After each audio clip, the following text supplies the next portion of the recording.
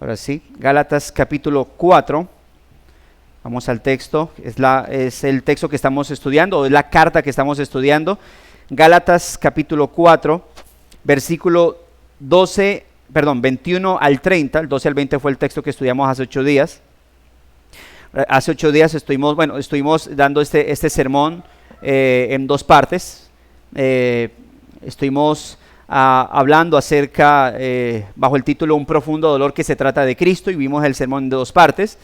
Recordemos que estuvimos hablando de apelando a los recuerdos piadosos, donde Pablo le recordó la incapacidad espiritual de donde vienen, le recordó la manera en cómo recibieron el mensaje, le recordó la disposición que había en el corazón de ellos a la obra del Señor, le recordó la hermandad que había entre ellos por Cristo, ¿no?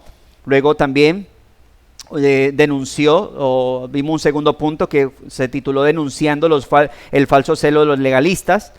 Y vimos el tercer punto como una paternidad dolorosa cristocéntrica, ¿no? Y sacamos nuestras aplicaciones del texto. Ahora nuestro texto a estudiar pues es Gálatas capítulo 4, versículo 21 al 31. Dice la Escritura: Decidme los que queréis estar bajo la ley, ¿no habéis oído la ley? Porque está escrito que Abraham tuvo, ¿cuántos hijos? 2 hijos, ¿verdad? Uno de la esclava y el otro ¿de quién? De la libre. Pero el de la esclava nació según la carne, mas el de la libre por la promesa. Lo cual es ¿una qué? Una alegoría. Pues estas mujeres son los 2 pactos. El uno proviene del monte Sinaí, el cual da hijos para esclavitud. ¿Este es quién? Agar, porque Agar es el monte Sinaí en Arabia y corresponde ¿a quién? A la Jerusalén actual. Pues esta, junto con sus hijos, está en esclavitud. Mas la Jerusalén de arriba, la cual es madre de todos nosotros, ¿es qué? Es libre. Porque está escrito: regocíjate, oh estéril, tú que no das a luz, prorrumpe en júbilo y clama, tú que no tienes dolores de parto, porque más son los hijos de la desolada que los de la que tiene marido. Así que, hermanos, nosotros como Isaac somos hijos de la promesa. Pero como entonces el que había nacido según la carne perseguía al que había nacido según el Espíritu, así también ahora. Mas que dice la Escritura: echa fuera a la esclava y a su hijo, porque no heredará el hijo de la esclava con el hijo de la libre. De manera, hermanos, que no somos hijos de la esclava, sino ¿de quién? De la libre. Y ese es el texto a estudiar el día de hoy, bajo el título: ¿eres hijo de la esclava o hijo de la libre? Ese es el título bajo el cual vamos a estar exponiendo nuestro mensaje. Ahora, en la introducción anterior, quiero mencionarla, estuvimos hablando que el apóstol Pablo había venido no solo señalando el error en el cual habían caído los gálatas, de aceptar el judaísmo, de dejarse judaizar, sino también ahora había venido argumentándoles con las Escrituras por qué debían aceptar su error, es decir, aceptar que habían caído en el error y volver a los pies de Jesucristo.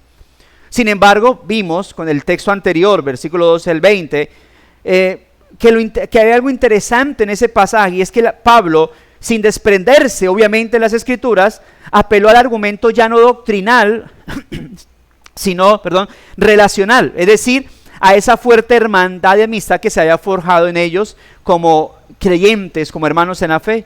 Y de esa manera el apóstol Pablo no solo les recuerda todo lo que han aprendido escrituralmente a través de en cuanto a doctrina, sino que también les recuerda lo que habían vivido con él, debido a que su relación, como dijimos, no solamente era de maestro, discípulo, ¿verdad? No de pastor a feligreses, sino también de hermano a hermanos, o de padre a hijo, como lo dejó ver en el texto pasado.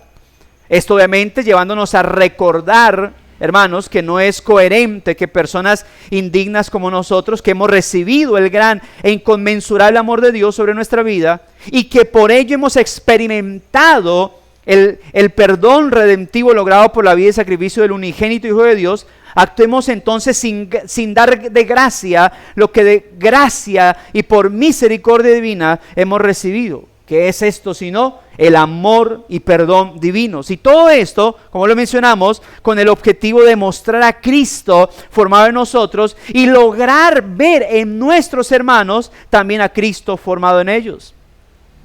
Ahora, con base en el texto de hoy, recordemos que la carta a los Gálatas es una epístola dirigida a las iglesias cristianas, pero gentiles de Galacia, a las cuales unos judaizantes querían judaizar. ¿Qué era judaizar? Bueno, o más bien, ¿qué es lo que estaban haciendo en realidad? Pervirtiendo el evangelio de Cristo. ¿De qué manera? ¿Qué es lo que era judaizar? Ellos decían que creer en Cristo estaba bien. Los judaizantes nunca entraron a ellos diciendo es mentira que Cristo es Salvador. Ellos entraron diciendo Cristo está bien, creer en Cristo, el Salvador, el Hijo de Dios es bien, pero no es suficiente. Para ellos se requería también circuncidarse y guardar la ley de Moisés con sus rituales y ceremonias. Es decir, añadir a la obra sacrificial, a la perfecta, a la plena obra sacrificial de Cristo, añadir las obras de ellos. ¿Las obras de qué? De la ley. Asunto que el apóstol Pablo les contraargumentó una y otra vez, como lo estuvimos viendo desde la salutación, a través de las Escrituras, reafirmándole la doctrina de la justificación por la sola fe en solo Cristo, sin ningún tipo de buenas obras que hubiese que añadir. Solo de esa manera pudiesen lograr ellos la libertad verdadera en Cristo. Y todo esto el apóstol Pablo lo hizo debido a que lo que estaba pasando en las iglesias de Galacia no era algo que no debía verse como un asunto insignificante, o como alguien diría, como un asunto de simplemente diferentes formas de ver el cristianismo, sino como lo que realmente era, una perversión, como dijo Pablo, al evangelio de Cristo. Razón por la cual el apóstol Pablo sacó todo ese arsenal de argumentos bíblicos y especialmente cristocéntricos para contrarrestar una y otra vez esa enseñanza pervertidora del evangelio. ¿Qué cosa? El judaísmo, cuyo objetivo obviamente con esta enseñanza pervertidora o pervertida del judaísmo, cuyo objetivo de los judaizantes era que los creyentes gálatas dejaran de confiar en Cristo y añadieran sus obras. Pero lo que Pablo quería hacer con todos estos argumentos y con toda esta forma de contrarrestar esa enseñanza era el contrario, que más bien ellos dejaran de confiar en sus buenas obras, las que ahora habían empezado a confiar. Ellos ya lo habían hecho al creer que solo por la fe en Cristo serían salvos, pero la judaización, el judaísmo les hizo poner su confianza en las obras. Bueno, y qué decirlo, que antes ellos ni siquiera confiaban en sus obras para buscar la salvación de Dios, eran paganos. Así que el evangelio era algo nuevo para ellos en una relación con Dios. Pero el judaísmo vino a pervertir esa fe. Así que Pablo, ¿a qué los llama? A dejar de confiar en sus nuevas obras, creyendo obviamente que dejaran de creer que de esa manera podían añadir algo a la salvación que el Señor y Redentor Jesucristo habría plenamente logrado mediante solamente su propia vida y solamente su sacrificio al Padre. Y aun cuando el apóstol Pablo vino trayendo todo su argumento bíblico y cristocéntrico, les presenta del 12 al 20, o lo que conocemos como el 12 al 20, un argumento ahora más de relación, más de hermandad. Aún así el apóstol Pablo, ahora en estos textos que hemos leído, presenta lo que podemos decir como un último recurso, como argumento para hacerles volver a ver su error doctrinal y hacerles volver de él, regresarse, lo que es arrepentimiento, un cambio de mente y de dirección, llamarlos a ello. Y obviamente lo hace precisamente antes del capítulo 5 y 6, que es donde vienen ya las conclusiones y las aplicaciones de Pablo a la carta a los Gálatas. Ahora en este último recurso que vamos a presentar de parte del apóstol Pablo, es algo por lo cual algunos incluso estudiosos de las Escrituras han llegado incluso a cuestionar la inspiración divina sobre Pablo. Este último recurso, por causa del último recurso que él está utilizando para hacerles volver de su pecado, de esa doctrina en la cual habían caído. Y lo cuestionan porque el apóstol Pablo, cuando digo esos estudiosos de la Escritura, lo cuestionan a Pablo porque él usa algo que se conoce dentro de la hermenéutica, es decir, dentro de esa ciencia para interpretar las Escrituras, usa algo que se conoce como una alegoría, que es precisamente lo que él menciona, ¿no? Ahí.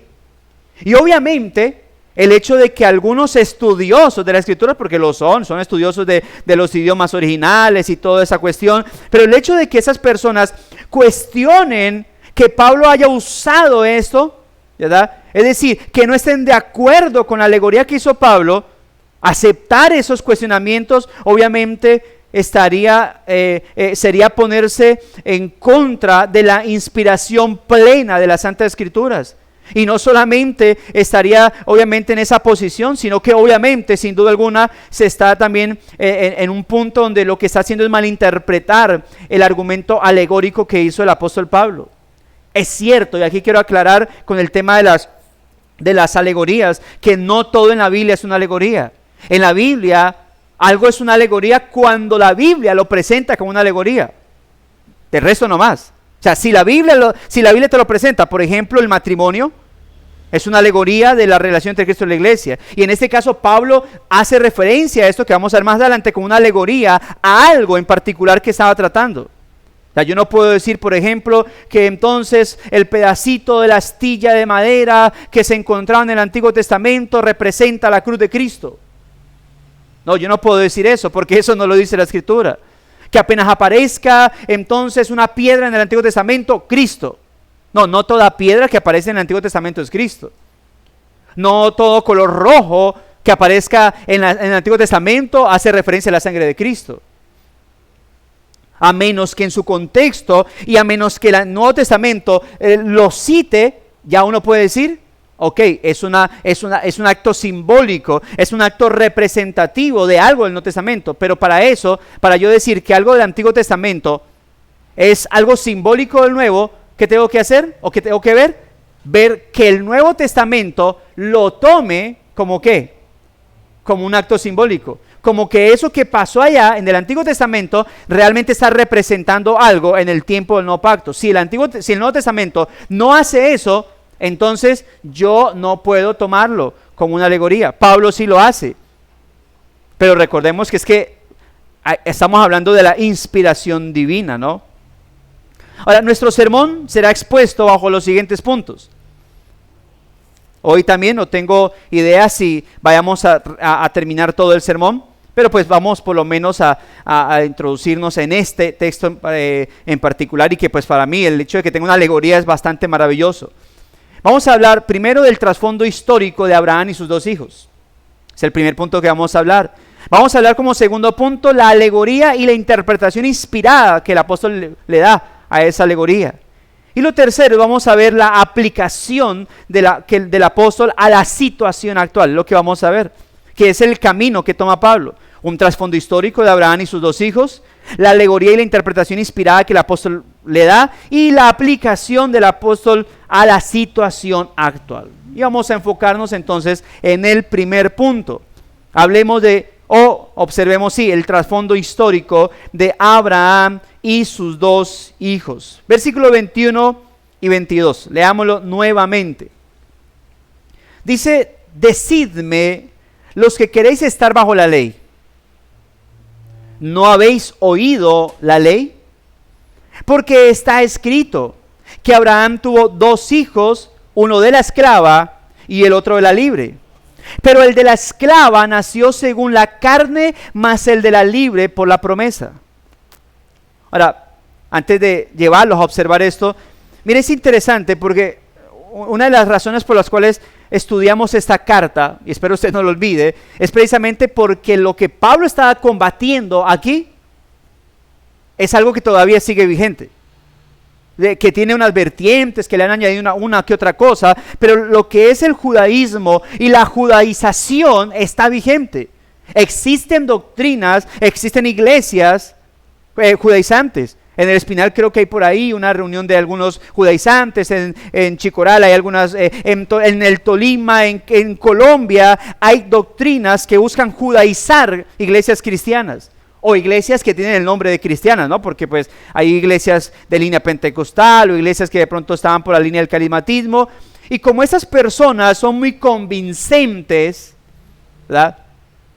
Entonces logran cautivar la mente de esas personas cuyo problema ¿cuál es?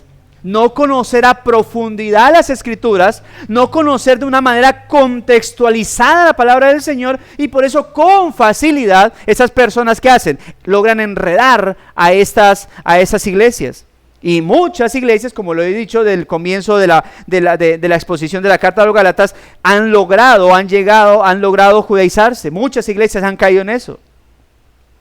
Así que es la razón por la cual, obviamente, no podemos olvidar que es la razón por la cual estamos presentando esta carta.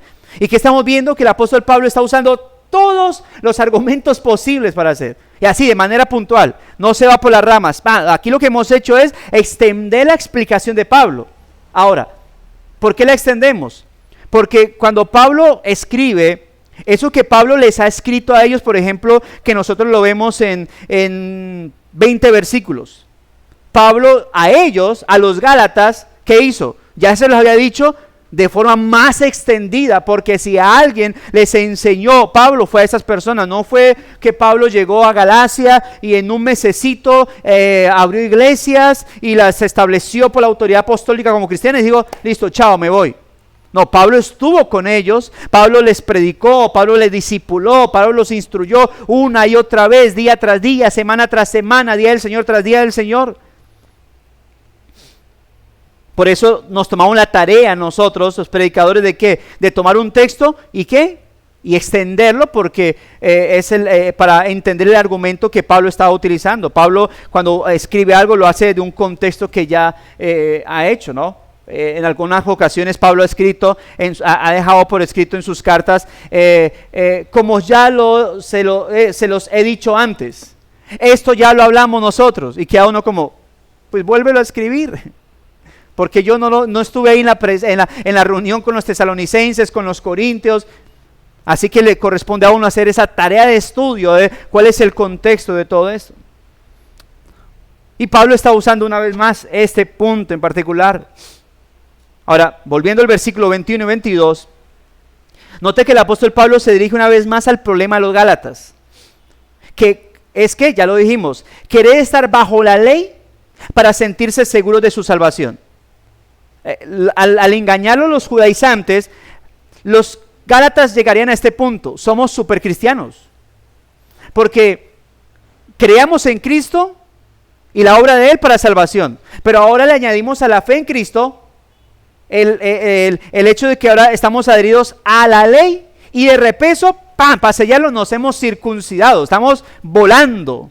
Somos los mejores, porque ningún otro grupo cristiano está haciendo lo que nosotros estamos haciendo. Tenemos la fe en Cristo, más el adherirme a la ley, más la circuncisión. Así que, mejor dicho, más salvo ¿para dónde? Es el pensamiento de ellos. Y Pablo entonces se dirige una vez más a esta problemática, que ellos se sienten seguros bajo la ley, bajo la circuncisión, porque ahora creen algo respecto a la ley, e incluso que ni la misma ley le enseña, ni tampoco está de acuerdo con ello, que es que la justificación ante Dios por medio de la ley, porque eso es lo que enseña la ley, que usted debe lograr la justicia ante Dios por medio del cumplimiento de ella, o eso es lo que enseña más bien, el judaísmo. Eso no lo enseña la ley. Incluso Pablo, ¿qué dice? Cuando hablamos de la palabra pedagogos, ¿qué significa eso? Simplemente alguien que está encargado de una persona de mostrarle su incapacidad, de mostrarle su ineptitud y llevarlo ¿a quién? A aquel que sí lo puede hacer por él. La justificación de la ley siempre dejó en claro que por ella no se podían justificar. ¿Por qué? Porque mientras más querían obedecer y cumplir la ley, más se hacían ¿qué? Transgresores de ella. Por eso el tema de los sacrificios. O sea, si Dios hubiese establecido la ley sin sacrificios, entonces tal vez la mentalidad de Dios sería ¿qué? Que ellos cumplieran la ley a como diera lugar. Pero no, el hecho de que Dios haya establecido en la ley los sacrificios, que implicaba que Dios sabía que ellos ¿qué? No podían guardar la ley. Así que la ley nunca tuvo como objetivo ¿qué cosa? Justificarlos. Y ellos estaban creyendo algo que ni la misma ley les estaba enseñando. Ni la misma ley estaba de acuerdo con ellos. Y a estas personas que quieren estar bajo la ley, algunas ya lo estaban, les hace la siguiente pregunta: ¿no habéis oído la ley? Ahora, ¿de qué se estaba refiriendo? Bueno, Pablo posiblemente aquí está haciendo referencia a los 5 libros. La ley es la Torá, por decir así. ¿No has oído? ¿No se te ha enseñado? ¿No has leído bien la ley? Y con esta pregunta, de antemano entra a confrontarles y redarguirles. Como cuando, ¿no le ha pasado a usted que le hacen una pregunta? Y usted la responde, como que es una pregunta no muy fácil, y usted la responde así como en medio de su dificultad, y le dice, ¿estás seguro? Y usted queda como, ya no sé. Como que sí, como que no. O usted habla algo y dicen, pero ¿usted por qué dice eso? ¿Usted se ha leído la historia de Colombia? Y uno que, como, ¿por qué lo dice? O sea, ya inmediatamente cuando uno dice algo y te hacen una pregunta, ¿qué te están dando a entender? Que como que algo malo estás diciendo o algo malo estás interpretando. Así que Pablo, ¿qué dice? Aquellos, díganme algo, ese decidme es confrontación. Ese decidme es mirarlo fijamente a los ojos y decirle, ustedes que quieren estar bajo la ley, ¿no han oído la ley? ¿No han leído, no han escudriñado bien la ley? Y en caso tal que ellos digan, ¿por qué lo pregunta Pablo? Bueno, porque está escrito. A esas personas quería Pablo ¿qué? Confrontarles, redarguirles, es decir, mostrarles una vez más su error doctrinal. Y por eso les confronta. Y seguido esta pregunta, viene una extraña afirmación. Que uno puede decir, pero ¿cómo se relaciona esto con aquello? Viene una extraña afirmación. Porque está escrito que Abraham tuvo 2 hijos. Uno de la esclava y otro de la libre. Y es interesante la manera como Pablo no empieza a hacer como un recuento histórico. ¿No han leído la ley? Porque se acuerda que antes un hijo de Taré llamado Abraham estaba por allá. No, fue inmediatamente, ¡pam!, al punto. Porque está escrito, ¿dónde? En la ley. La misma que le está diciendo. Está escrito en la ley que Abraham tuvo ¿cuántos hijos? 2. Uno de la esclava y el otro de la libre. Y esto es interesante porque el apóstol Pablo les explicó cómo es que Abraham fue justificado delante de Dios. Y no tuvo nada que ver con sus buenas obras. Ni mucho menos por la circuncisión, porque la promesa que dice Pablo, que enseñó Pablo, vino ¿qué? Antes de la circuncisión. La promesa no vino como causa de la circuncisión, al contrario. Pero ahora trae a colación nuevamente a Abraham, pero en esta ocasión para hablarle de ¿qué? De los 2 hijos de Abraham. Que uno diría, pero ¿qué tiene que ver los 2 hijos de Abraham con la ley? ¿Por qué esto? Bueno, recordemos la jactancia de los judíos al considerarse hijos de Abraham junto con la circuncisión. Y que para ellos, sin la circuncisión, un judío no sería un legítimo hijo de Abraham y estaría bajo maldición. Por eso, uno de los primeros rituales que tenía que realizar un extranjero, bueno, primero los judíos, 8º día de circuncisión, y cuando un judío, un gentil, quería adherirse a la nacionalidad judía y ser participante entonces de las promesas, de las bendiciones de ser un israelita, lo primero que tenía que hacer era circuncidarse y ahí sí, adherirse a la ley. Y ellos mantenían jactándose de todo eso. Somos hijos de Abraham, nosotros los hijos de Abraham, nuestro padre Abraham. ¿Y qué les trae Pablo? A colación esta historia. ¿Ustedes no han leído la ley? ¿No han oído la ley? Porque Abraham tuvo 2 hijos.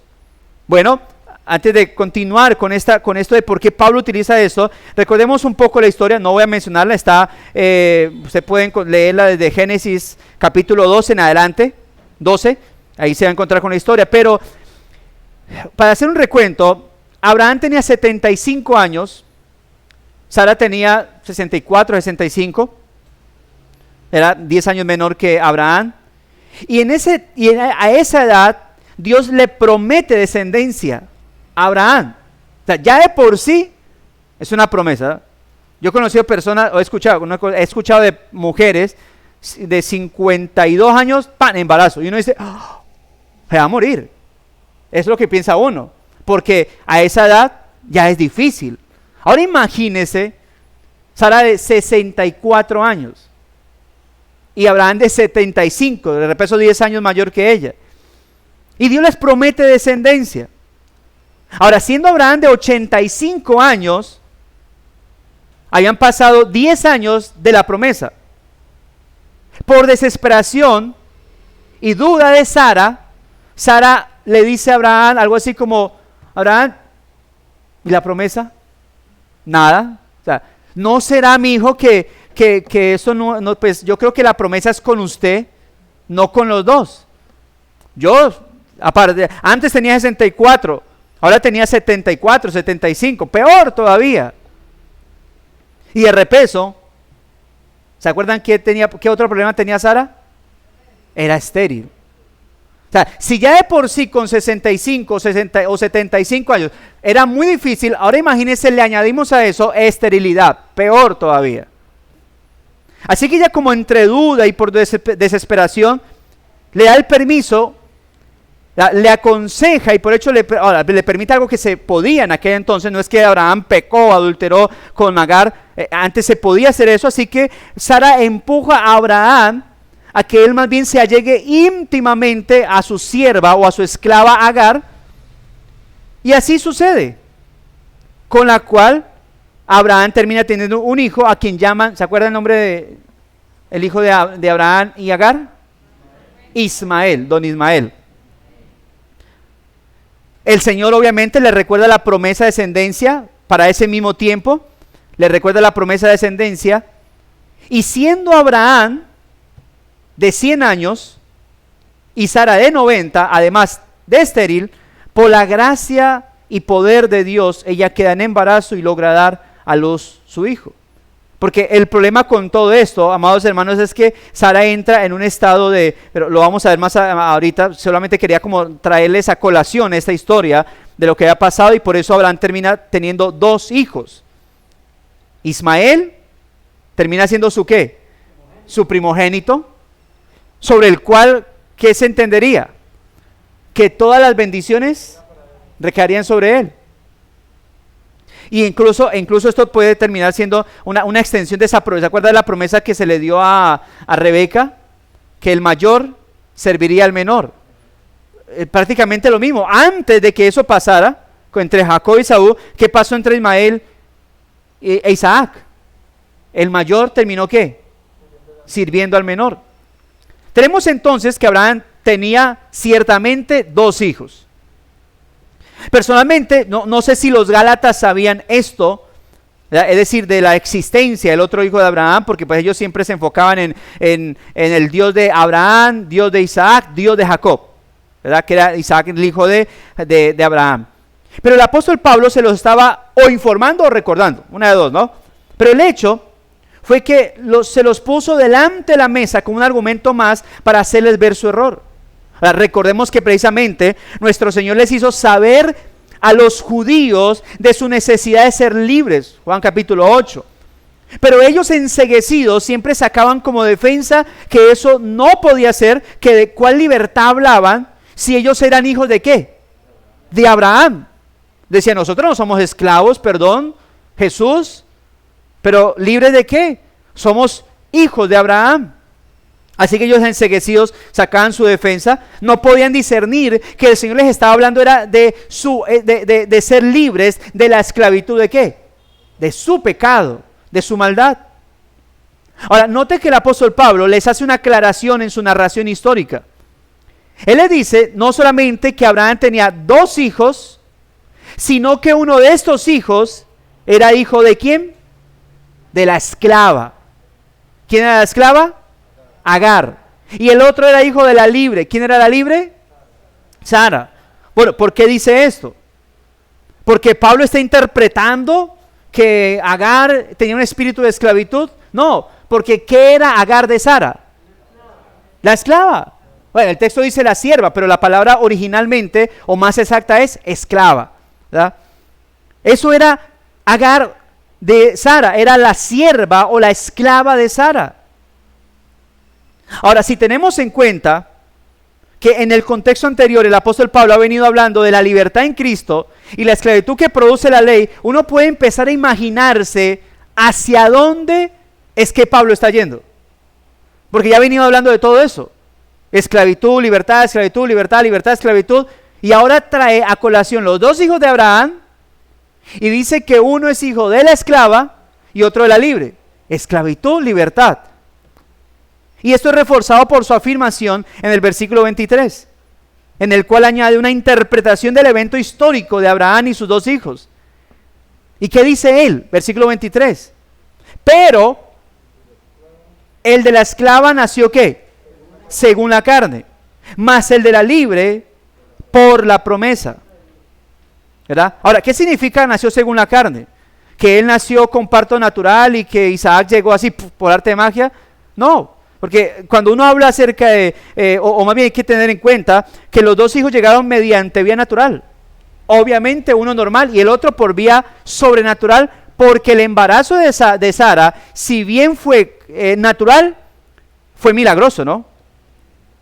Ismael fue producto de la duda, tanto de Sara, aunque los dos hayan llegado de manera natural. Ismael fue producto de la duda de Sara, pero también de Abraham. Pues en duda, recordemos, lo mencioné ahorita, Sara le hace saber a Abraham que ella cree que la promesa no debe ser necesariamente, no se llevará necesariamente a través de ambos, sino pues por medio de él. Y finalmente pues a él le hicieron esa promesa, así que no ve problema en sugerirle a Abraham en el que él se acueste con su esclava Agar, que era algo que se podía, como dije ahorita, se podía hacer en el momento. Y Abraham, como dicen por ahí, ni corto ni perezoso, dijo, pues sí, vamos. Y termina acostándose, o en vez de motivar a su esposa a decir, no, pues sigamos creyendo, porque la promesa fue para ambos. No, él accedió, ¿verdad? 9 meses después nace Ismael, siendo Abraham ya de 86 años, pero el asunto es que ahora Sara, ¿qué empieza a sentir? Celos, malditos celos. Eso empieza a sentir Sara. Propone la gran idea y después está sufriendo. Y es por este acto de incredulidad, tanto de Sara como de Abraham, que el apóstol afirma que el hijo precisamente de la esclava nació según la carne, o más bien lo que pudiésemos traducir o interpretar como o producto de una decisión carnal, es decir, una decisión no espiritual de Abraham y de Sara. Porque no era así, que estaban intentando hacer ellos. Prácticamente, ¿qué estaban haciendo con la promesa de Dios? Ayudando. Es decir, imponiendo ¿qué? ¿Sus qué? Sus obras. Poniendo sus obras ante la promesa de Abraham, que había llegado ¿de qué manera? Por gracia. La promesa de Abraham no llegó porque Abraham se la ganó. A Abraham le llegó por gracia. Pero ellos ahora, ¿qué habían hecho con todo esto de Ismael? ¿Cómo ha llegado? Producto de una decisión carnal, no espiritual. Habían impuesto sus obras, como diciendo, yo creo que aquí hay que ayudarle a Dios. Porque Dios dijo, ayúdate que yo te ayudaré. Desde ese tiempo ya tenía Sara eso en mente. Bueno, eso no lo dijo Sara. Pero es lo que piensan las personas, ¿no? Ahora, mencionamos que entonces Dios tiene que venir a confirmar la promesa, ¿verdad? A confirmarla. Para que el hijo de Abraham con Sara, ¿quién era qué? La libre, la señora de la casa, a la cual Pablo llama así, la libre, ese hijo de Abraham con Sara sí nació según la promesa que Dios le había dado. Y no solo eso, ya lo mencioné, nació de manera milagrosa, porque tengan en cuenta que Abraham tenía 99 y Sara 89. sus órganos estaban débiles, y a eso se le añadía lo que dijimos, era estéril, como dicen por ahí, peor la cosa, ¿no? Pero es ahí, como dice la Escritura, en esperanza contra esperanza, que Dios, ¿qué hace? Cumple y concede lo que les había prometido.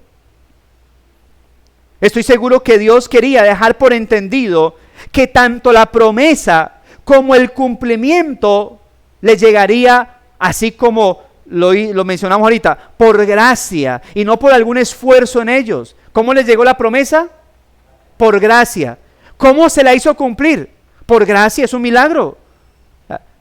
Físicamente no tenían poder humano para hacer hijos, y Sara era estéril, así que todo estaba ¿qué? Es decir, humanamente Dios llega con una promesa a esa uno y uno dice, se está burlando de mí, ¿sí o no? Se está burlando, o sea, se está aprovechando de mi nobleza y de mi incapacidad. Pero ¿qué quería dejar en claro el Señor? Que ni la promesa ni el cumplimiento de la promesa dependía de ellos, sino ¿de quién? Exclusivamente de Dios. Por eso el hijo de la esclava fue con ayuda ¿qué? Humana, fue metiendo sus obras. Pero el hijo de la libre fue un acto de la voluntad, fue el cumplimiento de la promesa del Señor.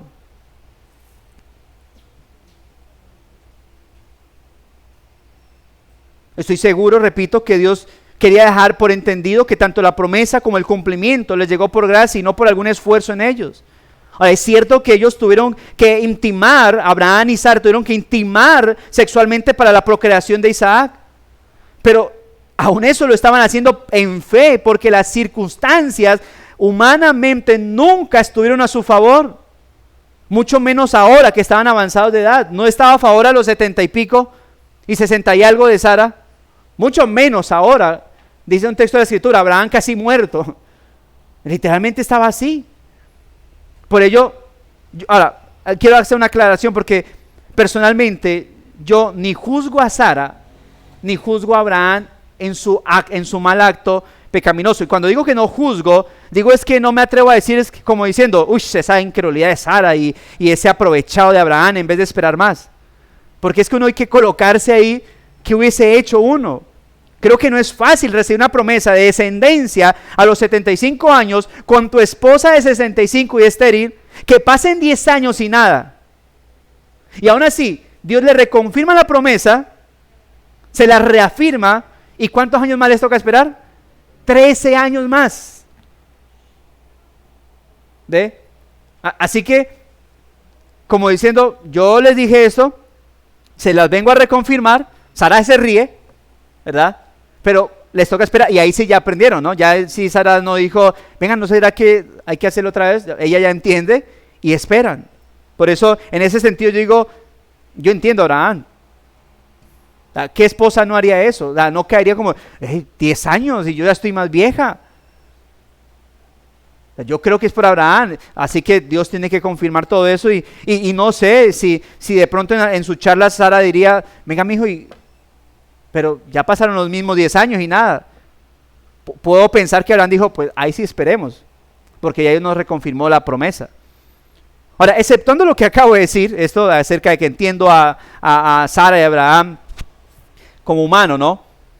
Con todo eso que el apóstol Pablo acaba de mencionar, con este trasfondo histórico de Abraham y sus dos hijos, es que llegamos a lo que es el segundo punto, al siguiente punto, la alegoría y la interpretación inspirada que el apóstol Pablo le da a esa historia. Vamos a leer el versículo 24 al 27. Vamos a leerlo nuevamente. Luego que él ha narrado esta historia, él, ¿qué dice?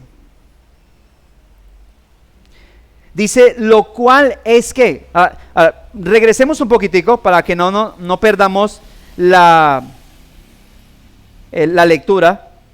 Dice, decidme los que queréis ahora, los que queréis estar bajo la ley, perdón, no habéis oído la ley, porque está escrito, donde en la ley, que Abraham tuvo dos hijos, uno de la esclava y el otro de la libre, literalmente. ¿verdad? Pero el de la esclava nació según la carne. Aquí es donde él está dando una interpretación a este trasfondo histórico. Es decir, el nacimiento de Ismael fue basado en una decisión carnal, es decir, no espiritual. Pero el de la libre fue por la promesa. Ahora, ¿qué dice Pablo en el versículo 24? Lo cual es que una alegoría. Pues estas dos mujeres, o estas mujeres, ¿son qué? Los dos pactos. ¿Cuáles dos pactos? ¿Cuáles dos? El de la ley y la gracia, o el antiguo y el nuevo pacto. Eso está diciendo Pablo.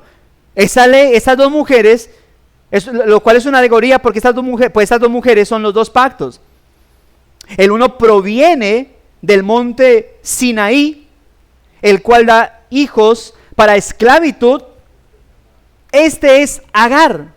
Y esto es un golpe, eso es como dicen por ahí, un tramacazo al judaísmo, porque se supone que la ley o que los judíos vendrían ¿de dónde? De Abraham. ¿Y quién? Y Sara. Pero ¿qué está diciendo Pablo? Que el uno proviene del Sinaí, el cual da hijos para esclavitud. Este es Agar. Porque Agar, dice él, es el monte Sinaí en Arabia y corresponde ¿a quién? A la Jerusalén ¿qué? Actual. Pues está junto con sus hijos ¿en qué? En esclavitud. Eso es un golpe, hermano, bajo, que lo deja usted doblado si es judaizante, si practica el judaísmo y si quiere judaizar, porque ya está diciendo que usted viene de ahí. Ahora, el asunto es que obviamente cuando uno entiende esto en particular,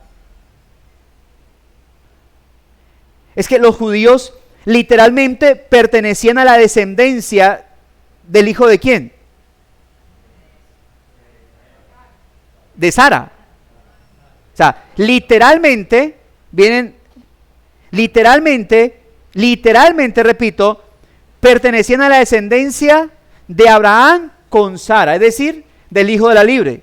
Pero es que Pablo no está dando aquí una interpretación literal. Pablo aquí ya empieza a dar una interpretación espiritual, donde ahora, aunque Pablo es consciente que literalmente los judíos vienen de la descendencia de Abraham y Sara, espiritualmente, ¿a quién pertenecían? A Agar, espiritualmente. O sea, no literalmente, sino desde la aplicación espiritual, es lo que está haciendo Pablo. Pero, versículo 26, como contraste a lo que acaba de decir, mas la Jerusalén de arriba, la cual es la madre de todos nosotros. ¿Qué es ese todos nosotros? ¿Los quiénes? ¿Ah? ¿A quién se refiere Pablo ahí con todos nosotros? Los hijos de la promesa, es decir, ¿quiénes? Los otros cristianos. Ese es el nosotros ahí. Mas la Jerusalén de arriba, la cual es madre de todos nosotros, es libre. Y se observa los contrastes que está haciendo Pablo. Jerusalén actual con Jerusalén ¿de dónde? De arriba. Es decir, una Jerusalén ¿cómo? Espiritual, celestial. Es curioso porque creo que vamos a hablar, no hoy, pero más adelante acerca de esto, el próximo domingo, porque alguien tiene esa misma inclinación hacia una Jerusalén espiritual de arriba, y la tiene Juan. Juan habla de la Jerusalén que va a descender, que en el dispensacionalismo, en la escatología dispensacional, se imaginan que es una ciudad literal que está descendiendo, pero la Jerusalén celestial es ¿quién? La iglesia de Cristo. Esa es la Jerusalén celestial. No es literalmente una ciudad que va a descender. Es la iglesia del Señor, que es lo que está diciendo. Más la Jerusalén de arriba, la cual la madre de todos nosotros es libre. Y da un argumento del Antiguo Testamento, porque está escrito: regocíjate, oh estéril, tú que no das a luz. Prorrumpe en júbilo y clama, tú que no tienes dolores de parto, porque más son los hijos de la desolada que de la que tiene marido. Y Pablo conecta esta profecía de Isaías, ¿a qué? A lo que él acaba de interpretar. Hermano, que si Pablo no da esta interpretación, nosotros quedaríamos nulo en esto. Como cuando Pablo dice, habla de la simiente de Abraham. Cuando Pablo explica, ¿se acuerdan? En capítulo 3, dice que la promesa no fue dada a la simiente de Abraham, sino a tu simiente, la cual es Cristo. Si Pablo no da esa interpretación, quedamos sanos respecto a eso. Pero Pablo es tan crucial. Es en Cristo que son benditas todas las familias de la tierra, no solo el pueblo de Israel, sino todas las familias, todas las naciones. Toda persona diferente de un israelita o judío puede creer en Cristo y ser salvo. Y ahora esta explicación que está dando, esta interpretación, y toma un texto, ¿verdad? Toma el texto de Isaías y lo aplica o lo conecta como un argumento para decir, esto es interpretado, esto es respaldado por las Escrituras. Ahora, ya leímos el texto, hablemos más de él. Note que dice, lo cual es una ¿qué? Alegoría. ¿Qué es lo que Pablo dice que es una alegoría? Que uno de los hijos de Abraham haya sido hijo de la esclava y el otro haya sido hijo de la libre. Eso dice él, eso es una alegoría. O que haya una mujer que sea esclava y una mujer que sea libre, los cuales son madres de los dos hijos de Abraham. Ahora, ¿qué es una alegoría? No es un alegato, ¿no? Una alegoría es una historia o representación en la que las cosas tienen un significado simbólico. Y claro, dije, es una historia o representación, porque yo puedo contar una historia, una fábula, y decir que dentro de la historia, por ejemplo, los que han visto Crónica de Narnia. Crónica de Narnia la hizo un teólogo llamado C.S. Lewis, y en Crónica de Narnia, él quiere hacer él lo que busca, esa historia la cuenta con el objetivo de enseñarles el evangelio a sus nietos, y quiere representarles la historia del evangelio en este cuento de Crónica de Narnia, donde Aslan representa a Cristo. Y Crónica de Narnia es como el mundo espiritual del cristianismo. Hay un mundo literal que es en el que vivimos, pero hay un mundo espiritual donde todo eso. Pero hay una otra cosa, es la historia real, y lo que hace Pablo. Yo puedo sacar una alegoría de un cuento o una parábola, pero también se puede sacar una alegoría como hizo Pablo, ¿de qué? De algo literal. Por ejemplo, Pablo dice que la unión entre Adán y Eva es el matrimonio que representa a Cristo y la iglesia. Ahorita, ¿qué está diciendo? Que Sara y Agar representan dos pactos, que es el antiguo y el nuevo. ¿Por qué hago la aclaración con esto?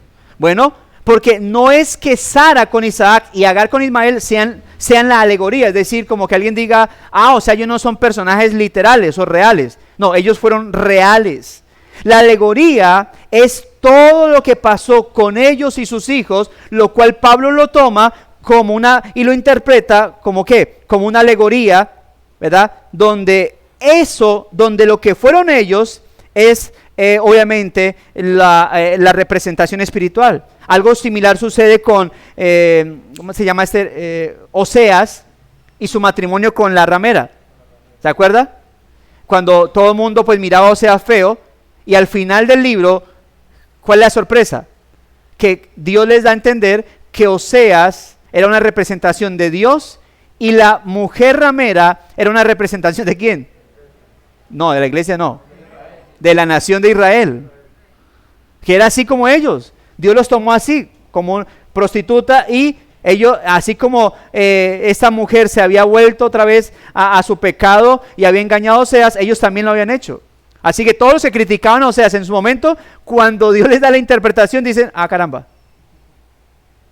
Bueno, así mismo estoy dando a entender esto o exponiendo esto, ¿es para qué? Para interpretar el tema o para darles a entender lo que es una alegoría, que es una historia o un cuento o una representación en la que las cosas tienen un significado simbólico. Ahora el apóstol dice que Sara y Agar son los dos pactos, o que representan más bien los dos. Ahí dice que son, pero la traducción pudiese, o la interpretación sería, representan los dos pactos. Y observe lo que él va a decir. Dos cosas. Uno, versículo 25. ¿Por qué Pablo dice que Agar y Sara son los dos pactos? Bueno, enfoquémonos a Agar. ¿Qué dice acerca de Agar? Versículo 25. Dice, porque Agar es el monte Sinaí en Arabia. ¿Por qué menciona el monte Sinaí? Porque allá fue dada la ley. Incluso lo leímos al principio en Deuteronomio 4. Moisés hace un recordatorio de eso. En el monte Sinaí fue donde se les concedió la ley. Bueno, precisamente los ismaelitas hoy en día son ¿quiénes? ¿O quiénes llevan la descendencia ismaelita? Los árabes. Los árabes. ¿Y corresponde a quién? ¿A quién corresponde esa Agar como el monte Sinaí en Arabia? Porque miren la interpretación que está dando. O sea, la alegoría como la extiende Pablo. Primero dice que Agar y Sara es ¿qué? Los dos pactos. Ahorita está diciendo que Agar es ¿quién? Es el monte Sinaí. Luego también ¿qué dice? Que Agar es también ¿qué? La Jerusalén actual. O es la conexión que hace. Corresponde el monte Sinaí ¿a quién? A Jerusalén actual. Pues esta, junto con sus hijos, ¿quiénes son los hijos? O más bien, los ciudadanos de la Jerusalén actual. ¿Quiénes son? Blanco es, frito se come, gallina lo pone. Los judíos. Ellos son. ¿Quiénes son los hijos de la Jerusalén actual? Según Pablo, judíos. Los mismos que están sometidos bajo ¿qué? Bajo la ley. Y miren lo que dice Pablo. Repito el versículo 25. Porque Agar es el monte Sinaí en Arabia y corresponde a la Jerusalén actual. Pues esta, la Jerusalén actual, junto con sus hijos, los judíos, está ¿en qué? En esclavitud. Pablo claramente responde, claramente el apóstol Pablo ha dicho que ellos están en esclavitud. Y debemos recordar todo lo que hasta ahora Pablo ha dicho respecto a la ley y la esclavitud que ella produce.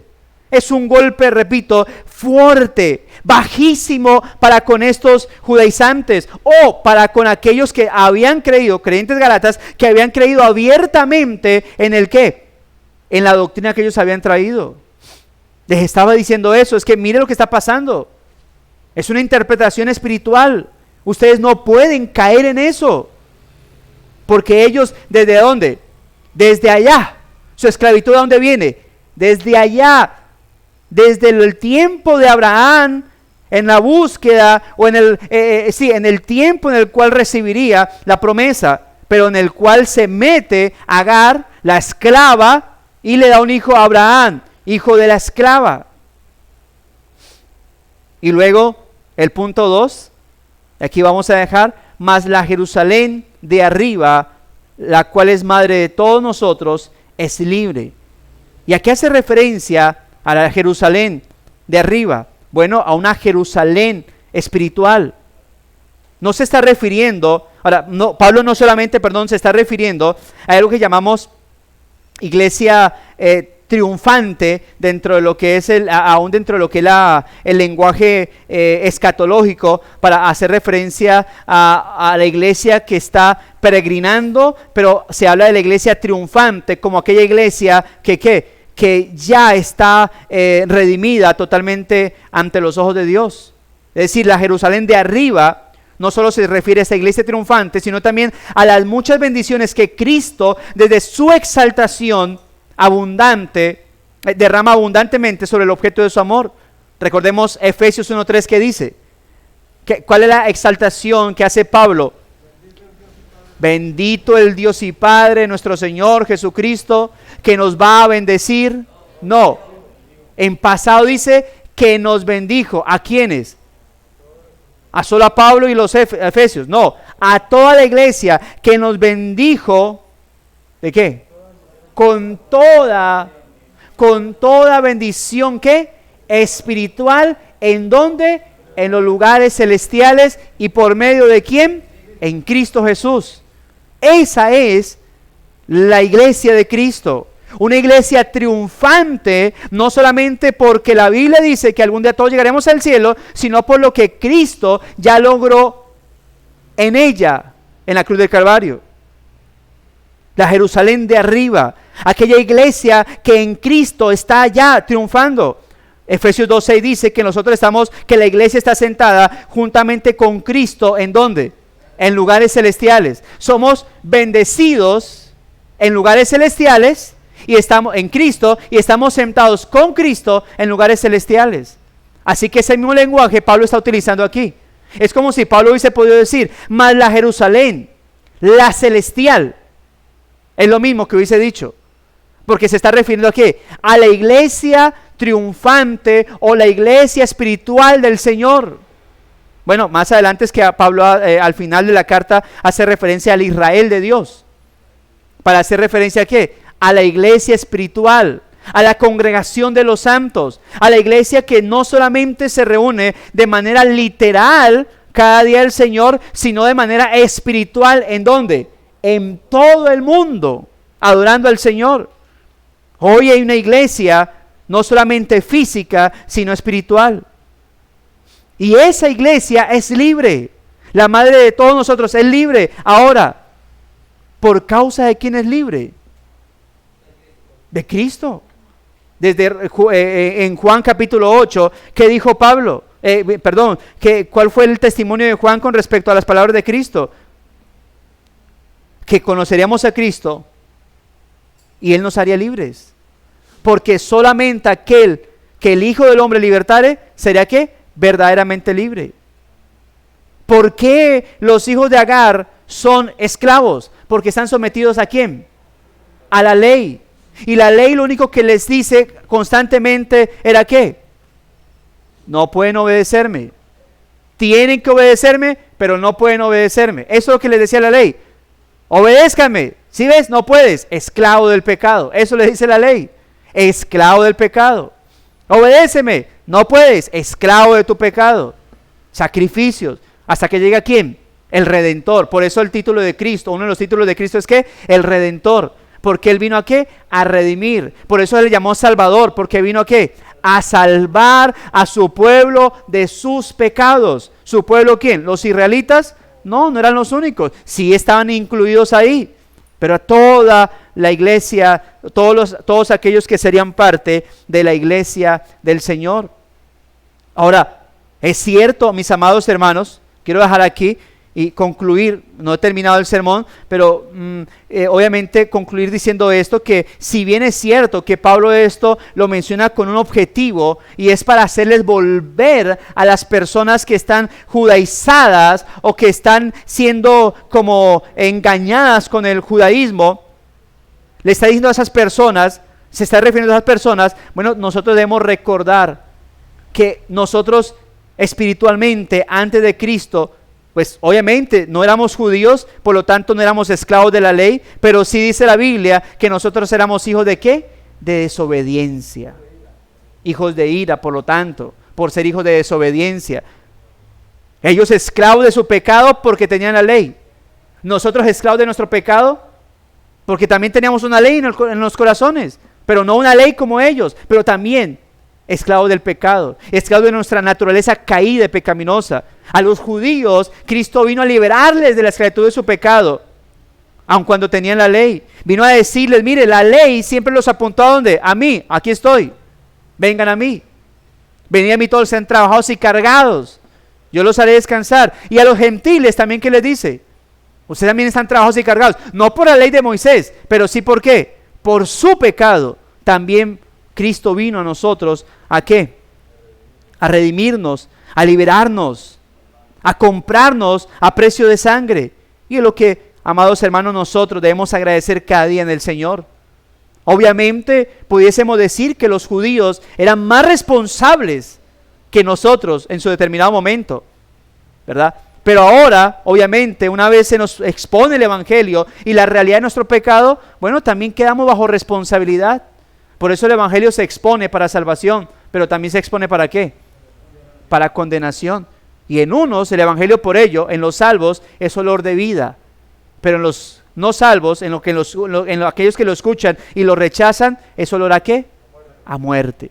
Amados hermanos, agradecemos a nuestro Señor, que si bien no éramos judíos, pero al igual que ellos, esclavos del pecado, el Señor vino ¿a qué? A redimirnos y a hacernos parte ¿de qué? De esa Jerusalén celestial, de esa Jerusalén que hoy en día puede decir que está bendecida, no que será, sino que está bendecida con toda bendición espiritual en los lugares celestiales. ¿Pero en quién?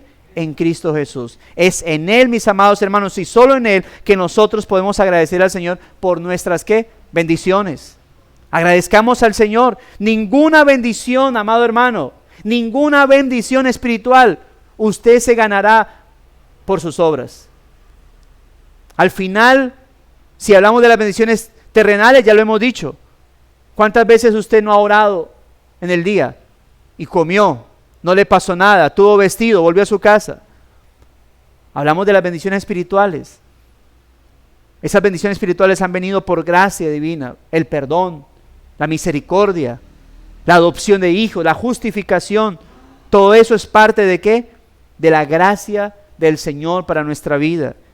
Dice la Biblia que el Espíritu Santo nos sumergió en el cuerpo de Cristo, la Jerusalén celestial, la Jerusalén de arriba, nos sumergió en el cuerpo de Cristo. Y por causa de ello es que podemos ser partícipes de todo lo que en Cristo Dios no nos va a entregar, nos ha entregado. Incluso la eternidad, la ciudad de Dios, es algo que si bien no se ha cumplido todavía, en la mente de Dios ya está. Como dice escatológicamente, se habla del ya, pero todavía no. Estamos en la mente del Señor. La iglesia está en la eternidad con Él. En lo literal, no, estamos camino hacia allá. Pero es por Cristo, amados hermanos, por su obra redentora, por la misericordia de Dios, que hoy, amados hermanos, podemos dar gracias al Señor de todas las bendiciones que Dios nos ha concedido. ¿Por sus obras? No. Y el día que usted haya creído o que usted ha hecho cosas, voy a orar para que me vaya bien, voy a leer la Biblia para que me vaya bien, ese día está haciéndolo mal. Todo eso es parte de mi devoción al Señor. Todo eso es parte de nuestra entrega, de nuestra gratitud a Dios. No es parte de comprar las bendiciones de Dios. Es parte de ¿qué? De mi entrega, de mi gratitud, de mi devoción. ¿Por qué un hijo debe obedecer a sus padres?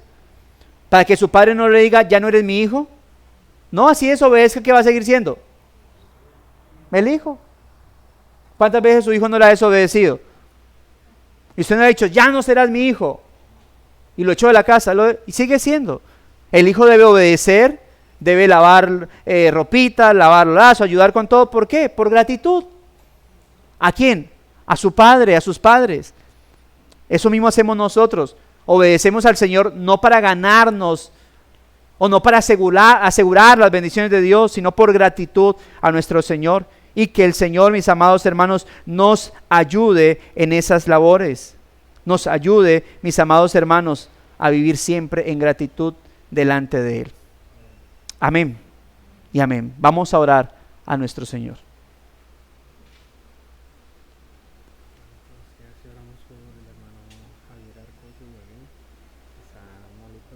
Ay, sí. A rayos, sí. Bueno. Sí, Señor. Sí, Señor, sí, sí. Bueno, hermanos, vamos a orar a nuestro Señor. Vamos a finalizar aquí el video.